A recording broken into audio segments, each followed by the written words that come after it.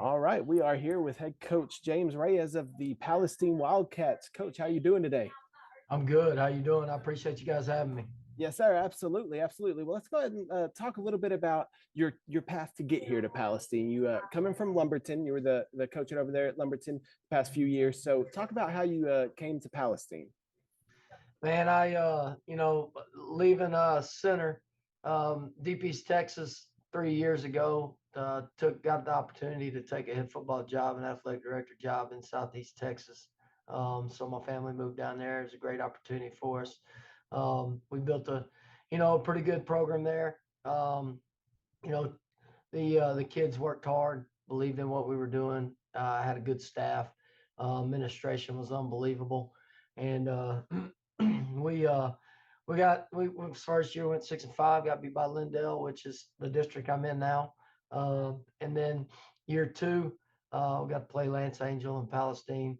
Um, Year two on first round, and man, I've always loved East Texas. Born and raised in East Texas. My dad was an AD football coach in Nacogdoches for a little while.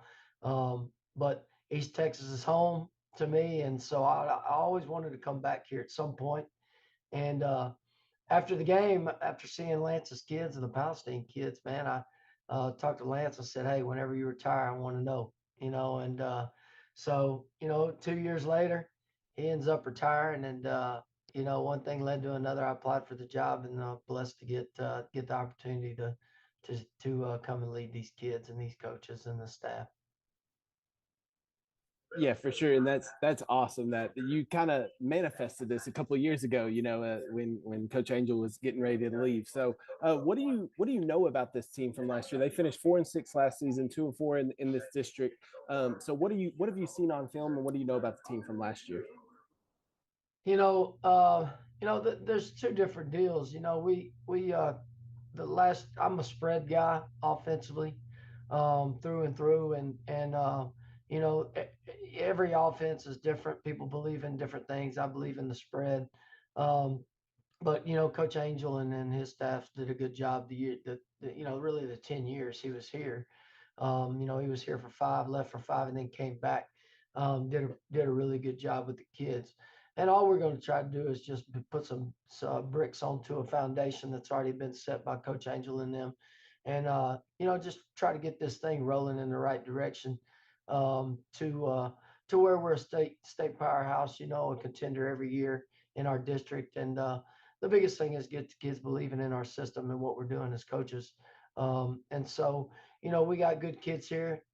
There's kids all around East Texas, good football players, great kids. And so, we're just going to take that and run with it and see what we can do with them. Well, you mentioned it. Let's talk about this district. Every 2 years they realign, but this district hasn't changed much. I mean, there's been a Right. couple moved pine trees come in and Maybank now, but being at Lumberton, you've had to play this district in the first round the Yeah. past couple of years.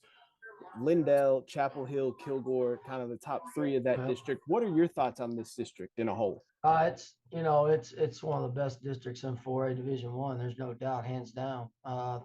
Pre I think preseason we got the number two and the number five team in the state. And so, those are only rankings. I don't look at rankings a whole lot, but that is what it is. I mean, they're two very good football teams, Kilgore and Chapel Hill. Coach Reardon and Coach Fuller have done a great job over there. And my first year in Lumberton played Lindale, and Coach Cocker and them got after us pretty good. We weren't ready for that type of football yet. Then year two, we got to Palestine first round, beat them, and then caught Chapel Hill round three. And had them down 17-0, and it was one of those deals. Just a couple things didn't go our way, which is football, and I ended up getting beat by a very good Chapel Hill football team. And then last year we got to play Athens first round, which is this district again.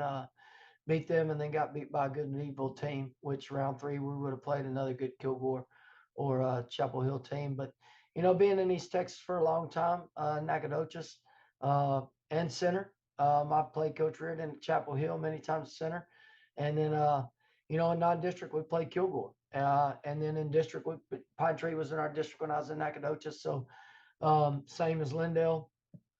So they're I've been around the block with them, and I know what they've got. And we're gonna have to put our best foot forward week in and week out, man. This district's very, very good from top to bottom. Pine Tree coming down from 5A Division Two. They've done a great job. They got good-looking kids, and so we just got to make sure that we put our best foot forward and you know coach our kids, and again believing in our system and the things that we're doing. Well, and let's talk about this upcoming season. You got 6 starters returning on offense, 3 starters coming back on defense from last year's team. What are your expectations as being your first season at Palestine? What are your expectations and what are you looking forward to the most this year?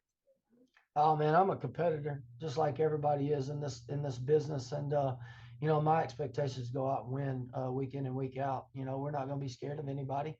We know that there's going to be good football teams. We know that we're going to at some point face the number one, two, three, 14 in the state of Texas.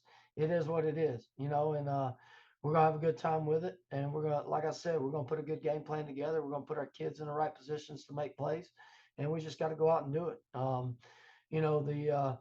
The like I said, week in and week out is we're going to start from day one and just focus on us week in and week out. We're not going to look ahead to anybody.